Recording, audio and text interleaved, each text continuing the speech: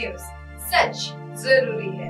नमस्कार, MNS news live में आप सभी का स्वागत है। मैं हूं आपके साथ अर्शी अंसारी। आइए देखते हैं देश और दुनिया की तमाम बड़ी खबरें। इससे पहले एक नजर हेडलाइंस पर।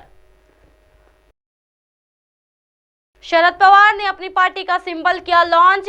ECI से मिला ये है चुनाव चिन्ह। घमासान के बीच भाई अजीत पवार की बैठक में पहुंची सुप्रिया सुले, क्या है मुद्दा।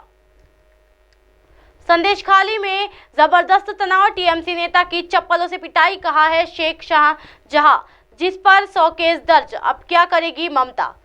आइए देखते हैं खबरें विस्तार से। शरद पवार ने अपनी पार्टी का सिंबल किया लॉन्च।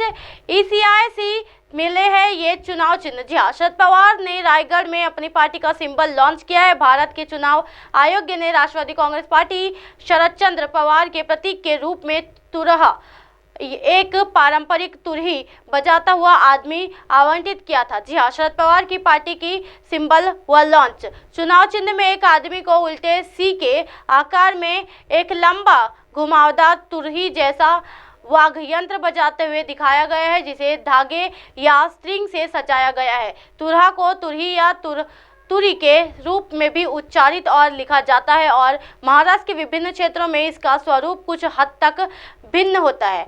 धातु के आम होने से पहले यह उपकरण बैल के सींगों से बनाया जाता था। पहले ये युग में तुरहा को औपचारिक रूप से सजाने से राजाओं, रईसों और अन्य उच्च गणमान्य व्यक्तियों के आगमन की सूचना मिलती थी। महाराष्ट्र में छत्रपति शिवाजी महाराज के दरबार में तुरहा एक लोकप्रिय वाद्य यंत्र था। जी हाँ, शरद पवार का अजीत पवार को जवाब। बीते दिनों शरद पवार ने कहा था कि देश ने कभी ऐसी स्थिति नहीं दिखी कि जिसमें पार्टी बनाई उसे ही पार्टी से निकाल दिया गया हो, लेकिन एनसीपी के साथ ऐसा हुआ। शरद पवार ने अपनी पार्टी के पुनर्निवास का संकल्प लिया। उन्होंने आगे कहा कि न केवल पार्टी का नाम बल्कि एनसीपी का प्रतिष्ठित घड़ी चिन्ह भी छीन लिया गया, जो कानून के अनुरूप नहीं है। हर कोई जानता है कि एनसीपी की स्थापना किसने की। पवार ने कहा, सिंबल खोने को लेकर ज्यादा चिंता करने की जरूरत नहीं है। मैं अब तक 14 चुनाव लड़ चुका हूँ। उनसे 5 बैलों की जोड़ी, गाय और बछड़ा, एक चरखा हाथ और अंत में घड़ी के चिन्ह पर थे। चुनाव चिन्ह छीनने का मतलब ये नहीं कि संगठन खत्म हो गया। बढ़ते अगली खबर की ओर। घमासान के बीच भाई अजीत पवार की बैठक में पहुंची सुप्रिया सुले, क्या है मुद्दा। जी हाँ, एनसीपी शरद चंद्र पवार की सांसद सुप्रिया सुले पश्चिमी महाराष्ट्र में पानी के मुद्दे पर राज्य के डिप्टी CM अजीत पवार की अध्यक्षता में बैठक में पहुंची।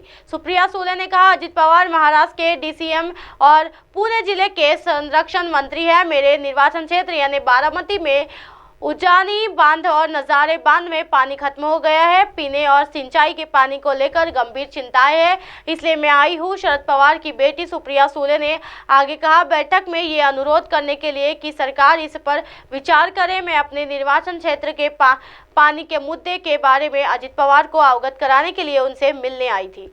पुणे के सर्किट हाउस में सुबह से ही विभिन्न विभागों की समीक्षा बैठकें चल रही है। रायगढ़ में पार्टी साइन के कार्यक्रम से पहले बैठक में चचेरे भाई बहन यानी सांसद सुप्रिया सुले और रोहित पवार शामिल हुए। हालांकि दोनों ने मीडिया से बातचीत में बताया कि नहर समिति की बैठक है और वे हमारे क्षेत्र में पानी की समस्या का समाधान करने आए हैं। पिछले कुछ दिनों से देखा जा रहा है कि सुप्रिया सुले, रोहित पवार और अजीत पवार के बीच घमासान चल रहा है। इसके बाद आज तीनों एक ही बैठक में शामिल हुए हैं, जिसमें चर्चाओं का बाजार गर्म हो गया है।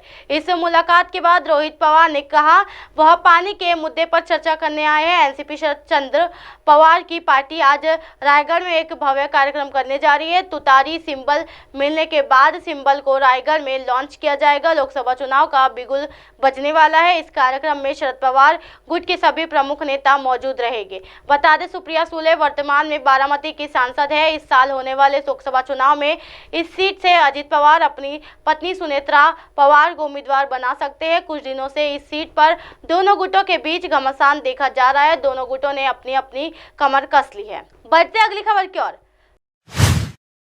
संदेशखाली में जबरदस्त तनाव, TMC नेता की चप्पलों से पिटाई, कहा है शेख शाहजहां, जिस पर 100 केस दर्ज है, अब क्या करेगी ममता। जी हाँ, जहां एक तरफ ममता के घर पश्चिम बंगाल के उत्तर 24 परगना स्थित संदेशखाली में महिलाओं के यौन शोषण का मामला जबरदस्त तरीके से गरमाया हुआ है। वहीं बीते शुक्रवार को भीड़ ने टीएमसी नेता अजीत मैती के घर पर हमला कर दिया है। इस दौरान गुस्साए लोगों ने उनकी चप्पलों से भयंकर पिटाई की है। इसके अलावा लोगों ने उनकी बाइक और उनके घर की बार का हिस्सा भी तोड़ दिया है।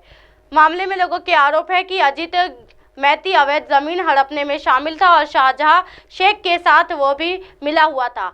हमले की सूचना मिलने के पुलिस मौके पर पहुंची और लोगों को जैसे तैसे शांत करवाया। इसी तरह की दिन भर की तमाम बड़ी खबरों से फिर कराऊंगी आपका रूबरू। तब तक के देखते रहिए एमएनएस न्यूज नेटवर्क। मेरे साथ ये नरेश अंसारी के साथ नमस्कार।